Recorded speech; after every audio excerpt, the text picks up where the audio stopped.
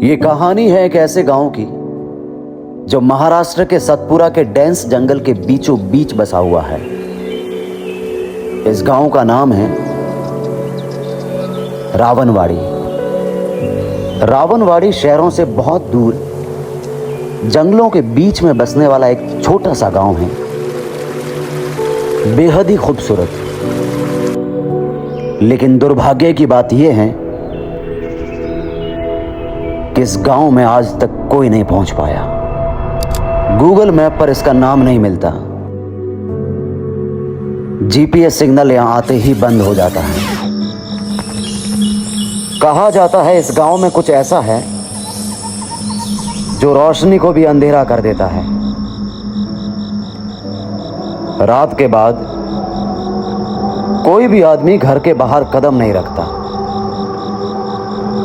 क्योंकि कहना आसान है पर उन रास्तों पर चलना मतलब मौत से खेलना।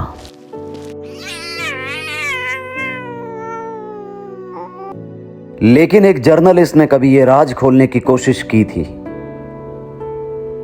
उसका नाम था अमित रावल। उसने गांव के एक बुजुर्ग से पूछा कि इस गांव के लोग रात में घर से बाहर क्यों नहीं निकलते। बुजुर्ग मुस्कुराया और सिर्फ एक लाइन बोली, बेटा, यहां साए सिर्फ धूप में नहीं, अंधेरे में भी चलने लगते हैं। बुजुर्ग की यह बात सुनकर अमित जोर जोर से हंसने लगा। उसे लगा यह सिर्फ एक कहानी होगी। लेकिन अगले ही पल में अमित ने कुछ ऐसा देखा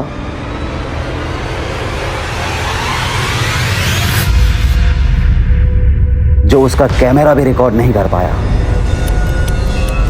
रात के करीब 1 बजे के आसपास अमित ने टॉर्च ऑन की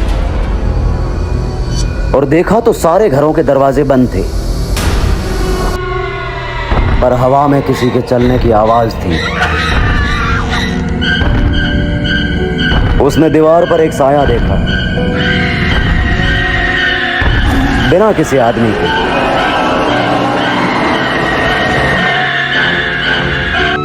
और जब अमित ने यह साया देखा तो उसके पैरों तले जमीन खिसक गई।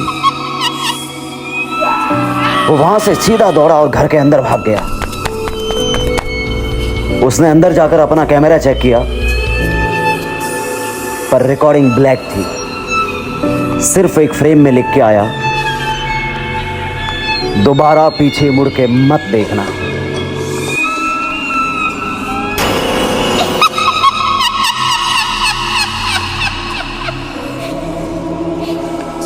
और शायद वो अमित की आखिरी रात थी। उसके बाद अमित कभी नहीं दिखा। उस हादसे के कई सालों बाद एक टूरिज्म को अमित का बैग मिला। उस बैग में अमित की डायरी थी और उसमें लिखा था, साए जिंदा है, वो बस अपनी जगह बदलते हैं।